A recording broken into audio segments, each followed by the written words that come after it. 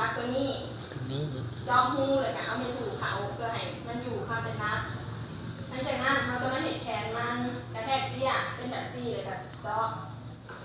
หูเอาไปถูเขาแล้วเอามาเอาแสดงแต่แสดงเขาแล้วพอมาเห็นงวตัวนี้มันสว่างตัวนี้เป็นสายยางเดี๋ยวเอาเสื้อมาใส่แล้วแหละเอาแสดงใส่บอลนี้ตัวนี้แม่นเครื่องบังคับบอลกระดาษบังคับอยู่นี่เขาก็แทกใส่หลังจากนั้นมาเห็ดทางตัวใส่แสดงปิดแสดงใส่แล้วเอานั่นใส่ในสายแล้วก็ต่อใส่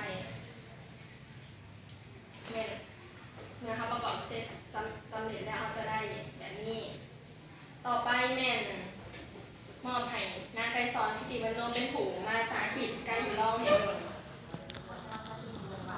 อุปกรณ์เขาจะทำแบบไหนใส่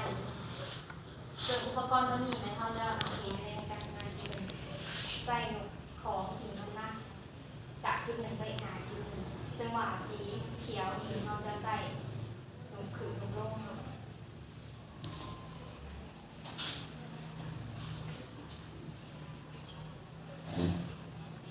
ใส่ขึ้นลงแหลกสีขาวเนี่ยเขาจะใส่หันหัวหันซ้าย